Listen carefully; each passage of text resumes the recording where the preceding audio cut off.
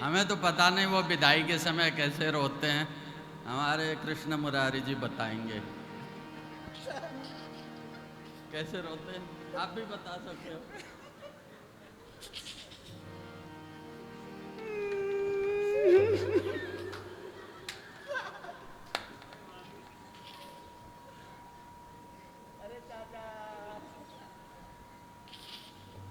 मैना तो इतने जोर जोर से रोने लग गई कि अभी इतना उपदेश दे रही थी कि हमारी बेटी में 1000 गुण हैं, आप क्षमा करना, आप तो भोलेनाथ हैं। और अब जो अलंकार हो गया, सबको तृप्त कर दिया, भोजन पानी से मिलनी हो गई, अब गाजे बाजे बजने लग गए चलने के लिए। तो सारे पूजा के उपकरण पूरे होने के बाद में इस तरीके से रोने लग गई कि पूरा हिमाचल उनके रोने की आवाज से मैना अब पार्वती से लिपट कर रो रही हैं। उधर हिमाचल भी रो पड़े। इन सबको सखियों को रोते हुए देख करके भोलेनाथ के भी अश्रु आ गए, वो भी रोने लग गए। वो तो आशुतोष है ही हैं। मैना पार्वती को गले से लगा करके कह रही हैं, महलों का राजा मिला, रानी बेटे राज करेगी। महलों का राजा मिला।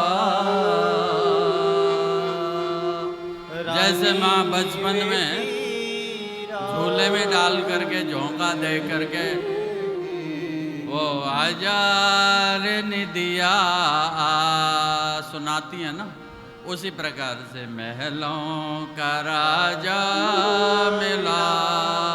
गाइए कि रानी बेटी राज करेगी। बीच बीच में रोती भी जा रही, खुशी खुशी अब आंसू पूंछती हुई कह रहे, खुशी खुशी कर दो विदा,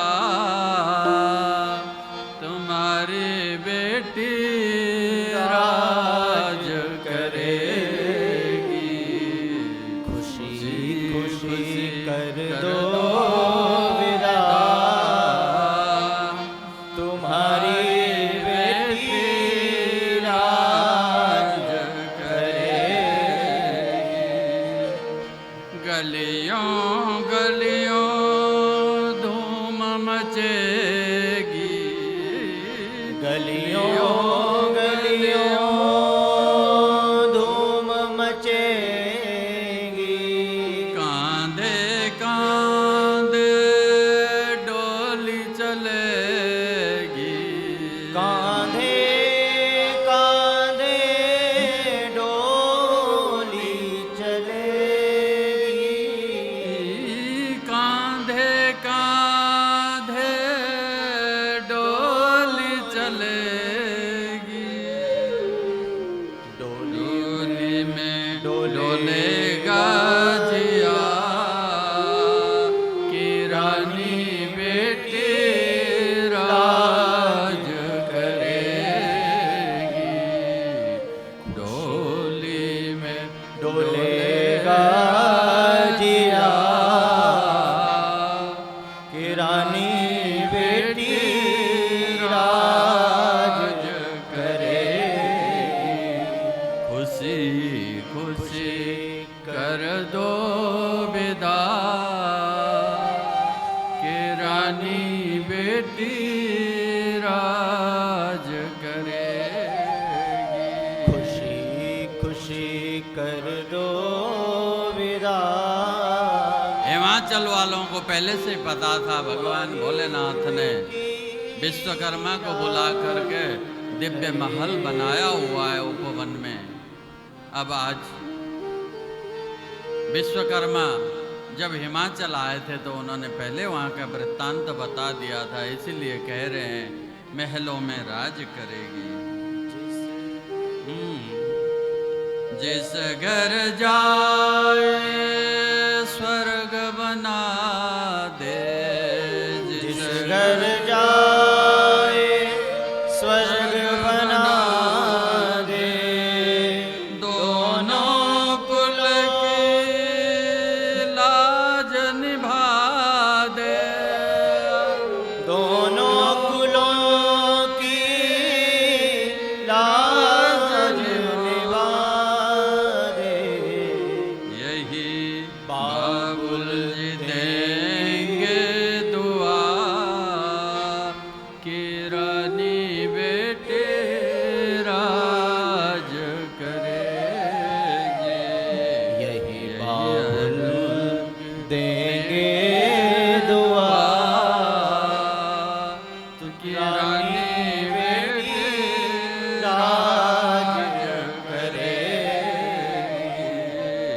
महलों का राजा मिला, तुम्हारी बेटी राज करेगी। खुशी खुशी कर दो विदा,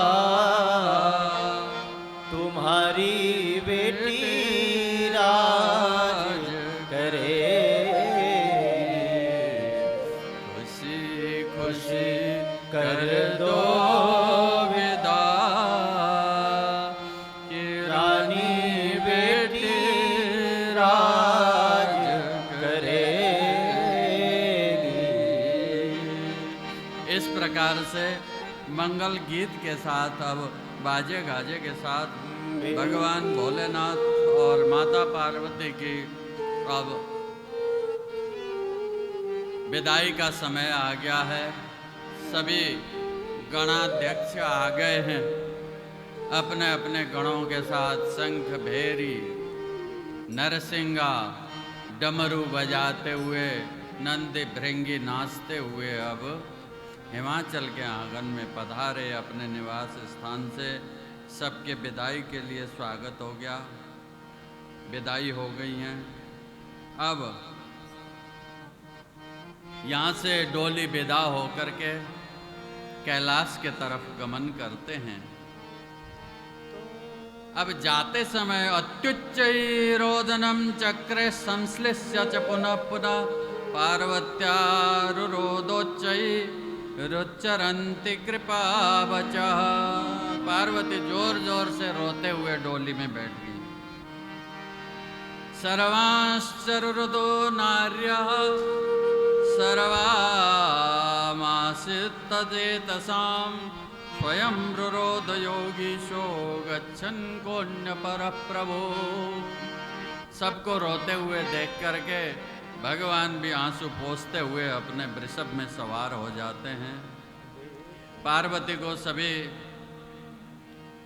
देखते हैं। पार्वती अपने माता पिता और गुरुओं की वंदना करती हैं और बार बार प्रणाम करते हुए पार्वती अपने परमेश्वर के साथ विदा लेती हैं। बारात अब हिमालय से विदा होकर के कैलाश के तरफ गमन करते हैं।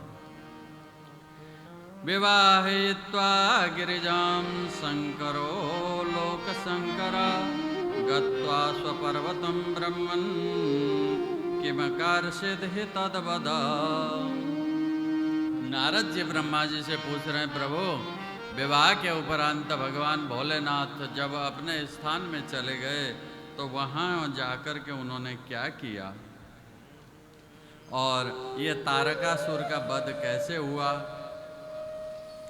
अथ शंभोर महादेवो गृहीत्वा गिरिजां शिवां जगाम निर्जनं स्थानं महादिव्यं मनोहरम् शय्यां रतिकरीं कृत्वा पुष्पचन्दनचर्चितम् अद्भुतां तत्र परमां भोगस्त्वन्नितां सुवां। भगवान भोलेनाथ ने पहले से दिव्य महल का निर्माण कर रखा था। अब कैलाश में जाने के बाद वो उस दिव्य उपवन में चले गए हैं जहाँ भगवान भोलेनाथ और माता